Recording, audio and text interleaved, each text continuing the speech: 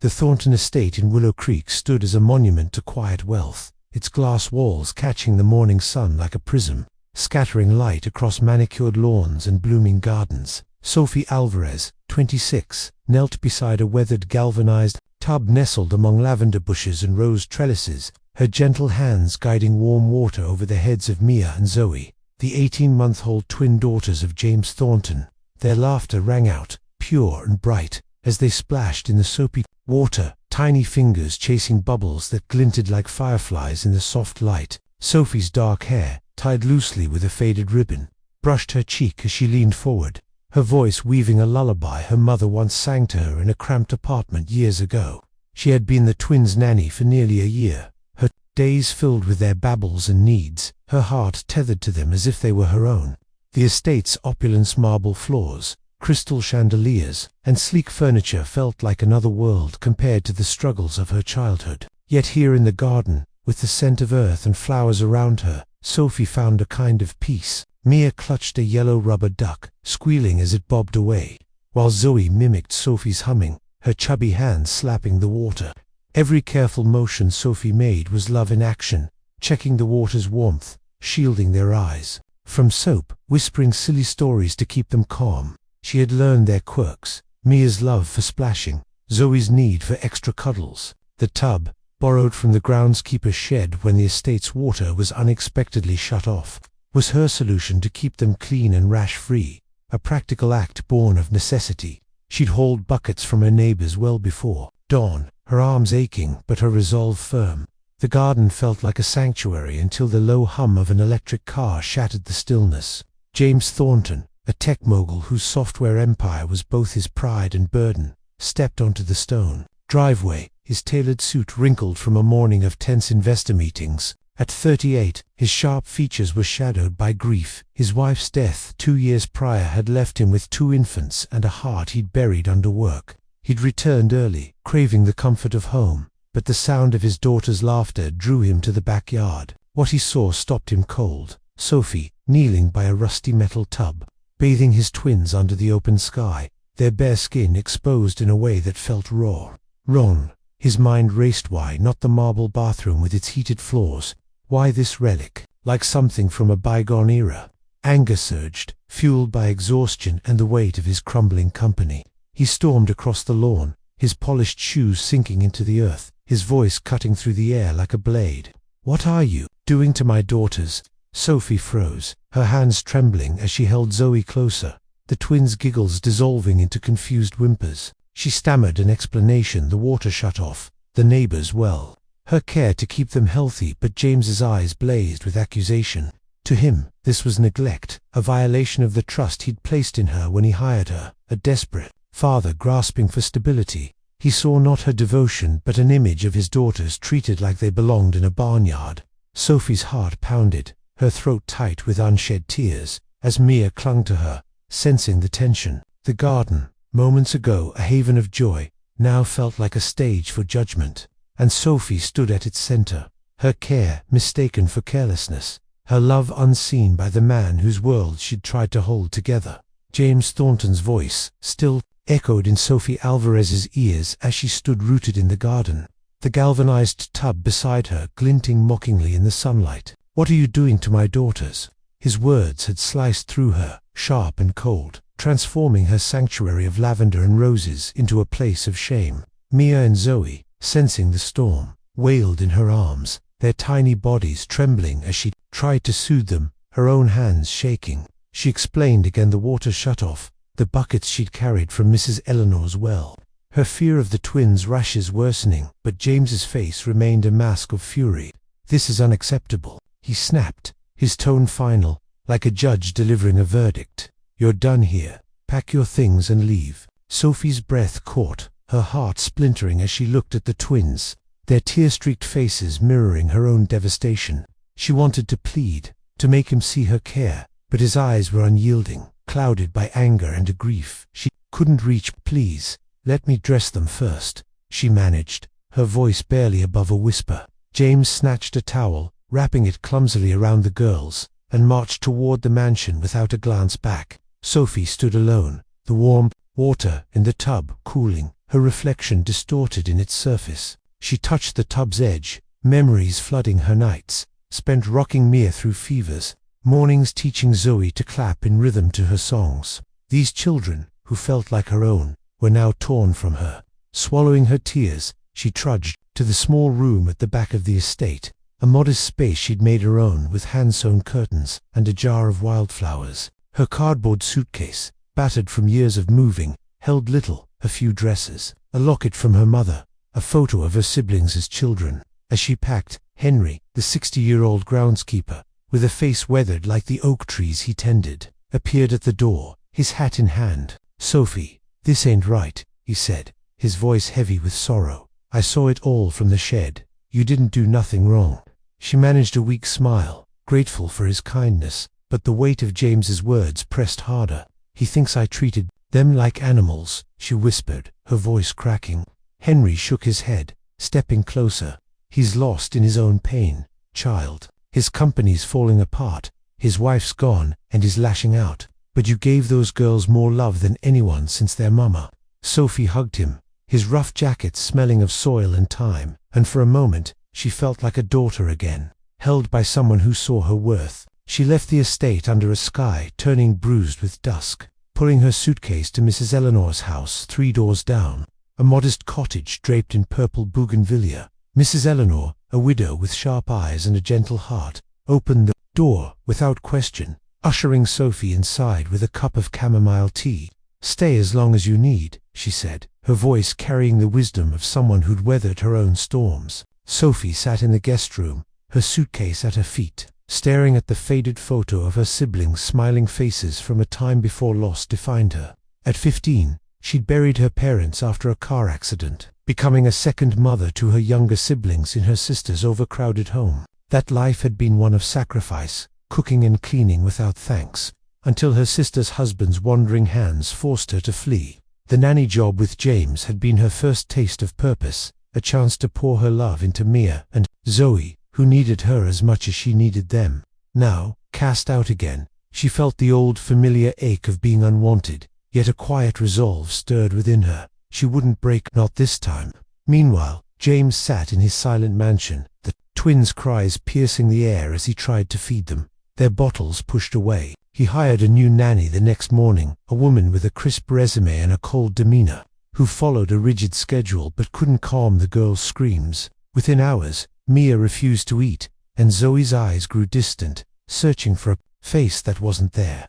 James paced his study, papers from his failing company scattered across the desk, his mind replaying the garden scene. Had he been too harsh? The tub had looked wrong, but Sophie's eyes wide with fear, not guilt, haunted him. He pushed the thought aside, telling himself he'd done right by his daughters. But as the days passed, the house grew chaotic, the twins' distress a mirror to his own unraveling. A seed of doubt took root, watered by the memory of Sophie's gentle touch, the way Mia and Zoe had laughed under her care.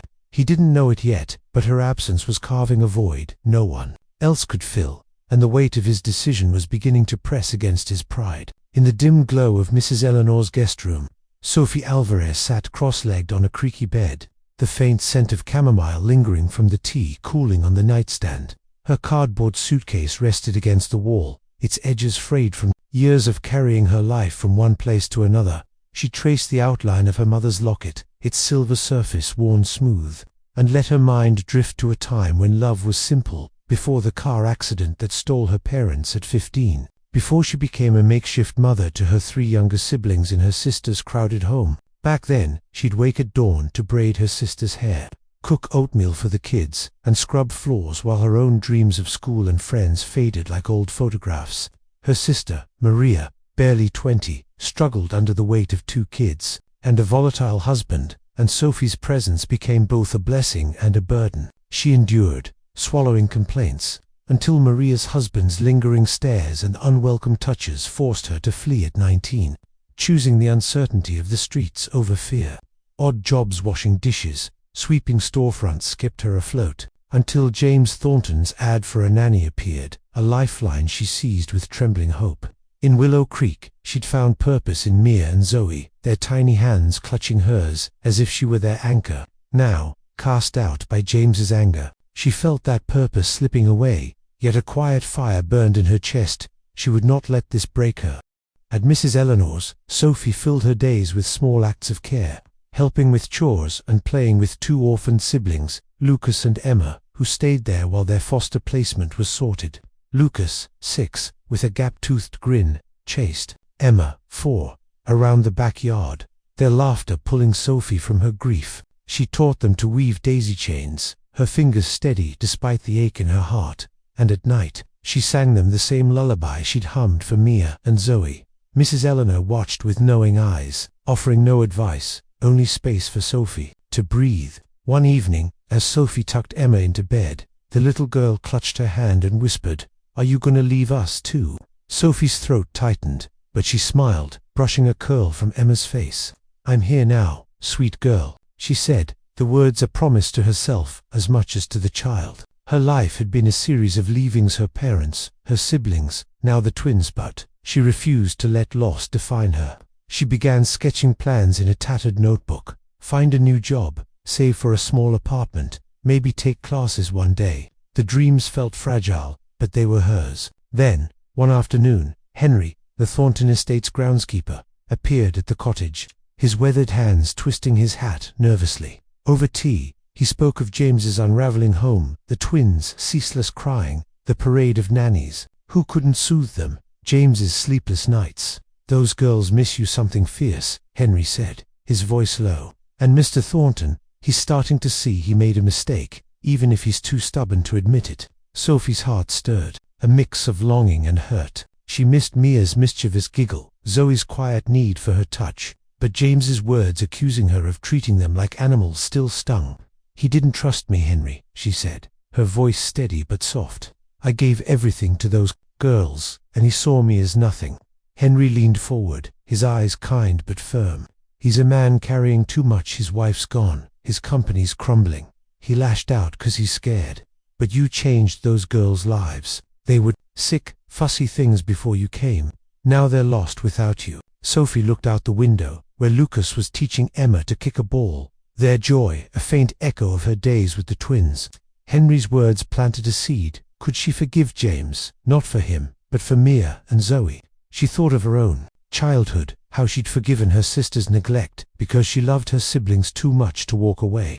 Maybe love meant carrying the hurt, not erasing it. As Henry left, promising to check on her again, Sophie felt a shift. She wasn't ready to return, not yet, but the twins' faces lingered in her mind, their laughter a call she couldn't ignore. In her notebook, beside her plans, she wrote their names, Mia, Zoe, and underlined them. A vow to hold on to the love she'd given, even if it meant facing the man who'd pushed her away. James Thornton sat in the sterile glow of his study, the sleek lines of his Willow Creek mansion now a hollow shell filled with the echoes of Mia and Zoe's cries. The twins, once bright with giggles under Sophie's care, were shadows of themselves, refusing bottles, waking with nightmares, their tiny bodies curling inward as if searching for a warmth no one else could provide. He'd hired 3 nannies, in as many days, each more qualified than the last, with credentials that gleamed like the awards lining his office walls.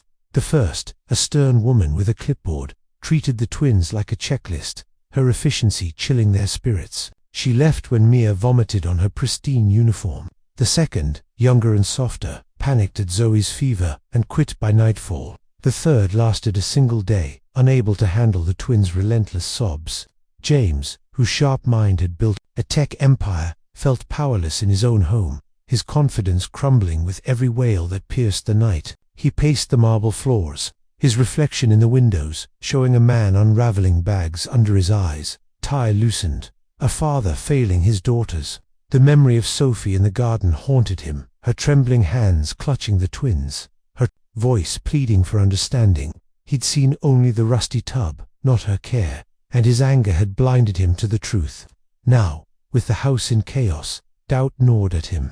Had he misjudged her? The question lingered, stirred by the twins' distress and a quiet memory of his own childhood summers at his grandmother's rural home, bathing in a tin basin under a sycamore tree, feeling loved despite the simplicity. One morning, as Zoe's cough worsened and Mia refused to eat, James called Dr. Clara Mendez, the twins' pediatrician, for an urgent visit. The doctor, a woman with silver-streaked hair and a gaze that saw beyond symptoms, examined the girls in their nursery, her hands gentle but her expression grave. "This isn't just a cold, James," she said, setting her stethoscope down. "They're suffering from separation anxiety. They've lost someone they love, and it's breaking their spirits, weakening their bodies." James's chest tightened, his mind flashing to Sophie's face, the way Mia and Zoe had clung to her.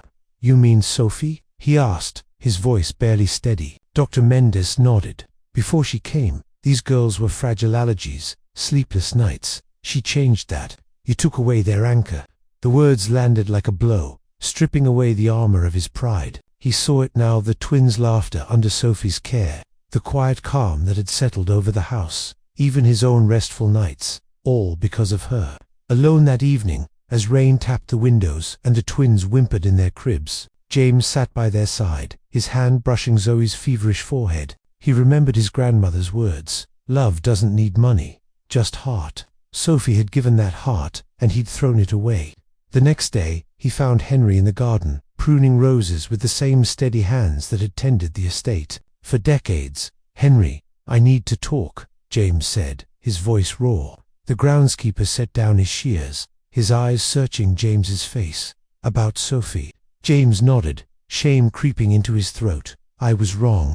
I didn't see what she did for my girls. Now they're falling apart, and I don't know how to fix it." Henry's gaze softened, but his words were firm. "You hurt her, Mr. Thornton. Called her careless when she was anything but. If you want her back, it's not just about the girls, it's about making things right with her." James swallowed, the weight of his mistake pressing harder. "Where is she?" Henry hesitated, then sighed. "She's at Mrs. Eleanor's 3 houses down. But don't go with promises of money. Sophie's not swayed by that. Go with truth."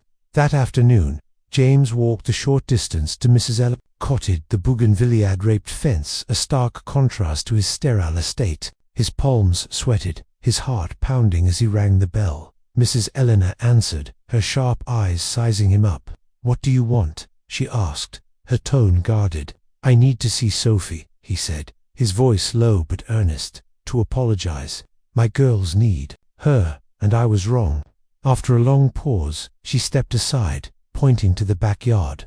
James stepped through the modest home, the air warm with the scent of fresh bread and children's laughter.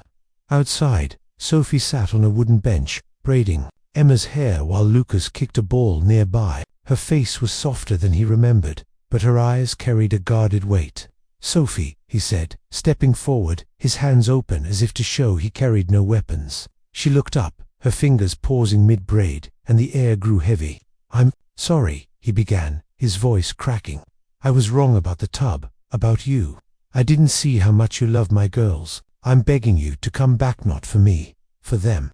Sophie's gaze held his, searching for sincerity, and in that moment, James felt smaller than he ever had, a man stripped of pride, standing before the woman who'd held his family together when he couldn't. Sophie Alvarez stood frozen on Mrs. Eleanor's porch, her eyes locked on James Thornton's, his apology hanging in the air like a fragile thread. The weight of his words, "I was wrong about you," stirred a storm within her, mixing hurt with the ache of missing Mia and Zoe. The backyard, alive with Lucas and Emma's laughter, seemed to fade as she processed his plea.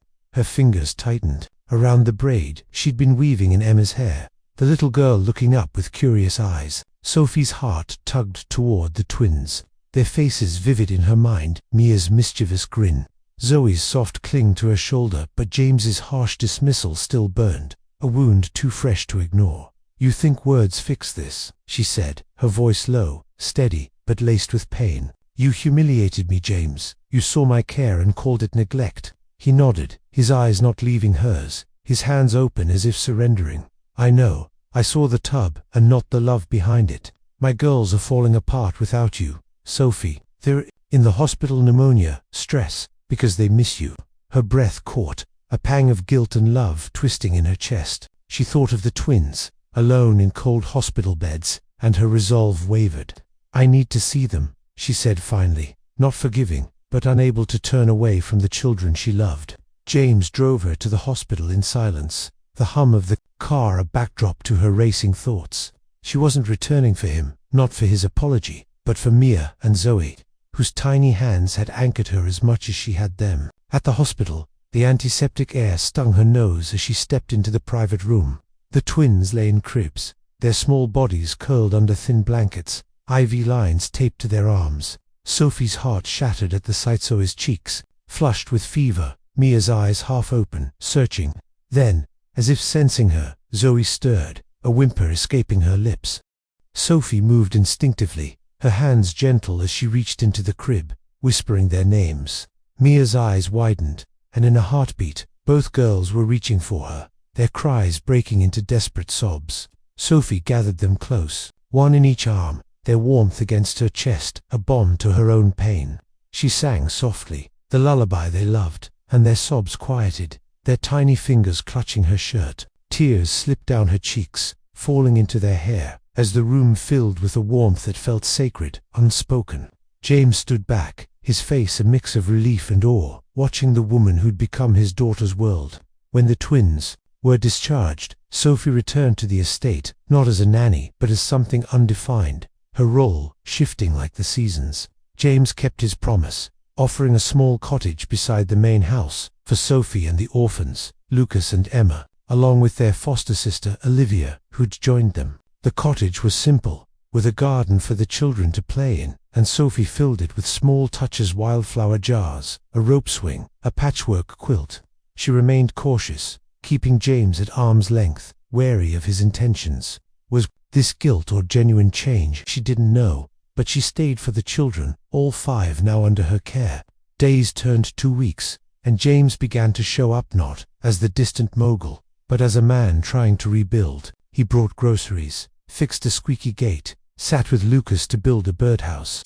One evening, as Sophie chopped vegetables in the cottage kitchen, James lingered, rolling up his sleeves to peel carrots. "You don't have to do this," she said, her tone neutral but her eyes curious. "I want to," he replied, his voice soft, no trace of the man who'd once shouted in the garden. They worked in silence, the rhythm of their knives a quiet duet, the children's laughter drifting in from the yard. Over time, Sophie noticed changes. James listened when she spoke, asked about her day, remembered Emma's fear of thunderstorms. He learned the twins' quirks, mimicking Sophie's silly voices during story time, making Mia giggle for the first time since her return. One night, as they sat on the cottage porch watching the kids chase fireflies, Sophie found herself laughing at James's story of burning his first attempt at pancakes. The sound surprised her, a crack in the wall she'd built. She didn't trust him fully, not yet, but the distance between them was shrinking, replaced by moments of ease, shared glances over Zoe's messy drawings, quiet talks about the twins' favorite foods. Sophie began to see the man beneath the mogul, one carrying scars of his own: his wife's absence, his company's struggles, his fear of failing his daughters. One afternoon, as they walked the pebble path between the cottage and the estate, Lucas ran up, handing Sophie a daisy chain. "For you and Mr. James," he said, grinning. Sophie's heart fluttered, the gesture a bridge between her past pain and a possible future. She wasn't ready to forgive completely, but she felt the stirrings of something new: trust, perhaps, or the hope that love could grow from broken ground. The pebble path between Sophie Alvarez's cottage and the Thornton estate had become a bridge of quiet moments, worn smooth by the footsteps of 5 children and the tentative steps of 2 adults learning to trust. Months had passed since Sophie returned, not as a nanny but as the heart of a growing family: Mia, Zoe, Lucas, Emma, and Olivia, the orphaned siblings she'd taken under her wing. The cottage, with its wildflower garden and creaky porch swing, hummed with life, its walls painted with laughter and the scent of Sophie's homemade bread. James Thornton was no longer the distant figure who'd once stormed through the garden. He was a presence now, steady and unhurried, showing up with a toolbox to fix a leaking faucet or a storybook to read at bedtime. One spring evening, as the sky blushed pink, the children insisted on a picnic under the old oak tree, its branches heavy with new leaves. Sophie spread a quilt on the grass, and James carried a basket of sandwiches and lemonade, his tie discarded, his sleeves rolled up. The kids sprawled around them, Lucas telling wild stories of pirate adventures, while Mia and Zoe smeared jam on their cheeks. Olivia, the quietest, handed Sophie a drawing: 5 stick figures holding hands. two taller ones at the center, a lopsided heart above them. "This is us," she whispered, and Sophie's eyes glistened, her fingers tracing the crayon lines. James caught her gaze, his smile soft, and in that moment, something unspoken passed between them, a promise that this patchwork family was real. That night, as the children slept, Sophie and James sat on the porch, the air thick with jasmine. He asked, "Why do you give so much to these kids? Sophie, you could have your own life." She looked out at the darkened garden, her voice steady. "When I lost my parents, I learned love is what keeps you going. These kids, they're my purpose, they're my home." James nodded, his hand brushing hers, not grasping, just close enough to feel her warmth. Days later, they stood together in the garden, not with a grand ceremony, but with a quiet gathering, wildflowers tucked into the girl's hair. Lucas carrying a basket of daisies, and Henry the groundskeeper, beaming like a proud father. Sophie wore a simple sundress, James a linen shirt, and they spoke vows, not of romance but of partnership. "I'll listen when you're hurting, I'll stay when it's hard." The children sang a song they'd made up, off-key but joyful, and the air felt light, as if the wounds of the past had finally exhaled. Years later, the estate and cottage stood side by side, their gardens blending into one vibrant sprawl. Sophie gave birth to a son, Ethan, on a rainy autumn morning, his first cry a spark of joy that lit up the house. The children crowded around, Lucas declaring himself big brother boss, while Mia and Zoe argued over who'd hold him first. They named him Ethan, meaning strength, for he was the seal of their healed scars. The old galvanized tub, once a symbol of misunderstanding, now sat in the garden, filled with water for Ethan's baths, his giggles echoing as Sophie splashed him gently. James had changed too. He worked less, his tech empire stabilizing, and spent evenings building kites with Lucas or teaching Olivia to whistle. The family table, carved by James's own hands, was never empty, always set for 8 with room for more. One summer night, as fireflies danced, Sophie and James watched the children chase each other across the lawn. Ethan, now 3, toddled after Emma, his laughter a melody. Sophie leaned against James, her head on his shoulder, and he wrapped an arm around her, the gesture natural now. "I never thought I'd have this," she said, her voice soft. "A family, a home." James kissed her forehead. "We built it together, piece by piece." The years unfolded, and the children grew. Lucas, now a lanky teen, coded apps in his room. Olivia's sketches filled notebooks with dreams of art school. Emma, bold and kind, planned to teach. Mia and Zoe, inseparable, plotted pranks but hugged Sophie fiercest at night. Ethan, with his father's eyes and Sophie's smile, loved drawing stars under the oak tree. Their home wasn't flawless. There were spilled juice stains, arguments over chores, nights when James came home weary or Sophie burned the stew bit. Love held it together. One autumn evening, as the family gathered for Mia and Zoe's 10th birthday, Sophie found a card on the table, scribbled in their messy handwriting. "Thank you, Mum, for choosing us." Her heart swelled. The word Mum, a gift she'd never dared expect later. Under the oak tree, Ethan climbed into her lap and asked, "Mom, how do you make a family?" Sophie smiled, brushing his hair back. "You love without counting the cost, and you never stop, even when it hurts." That night, as the house glowed with warmth, James and Sophie stood at the kitchen window, watching the kids chase fireflies. Grand gestures marked their love, only the quiet certainty of hands held, meals shared, and a home where every heart had a place. Their legacy wasn't wealth or fame, but a family forged from second chances, where love grew fuller the more it was given away.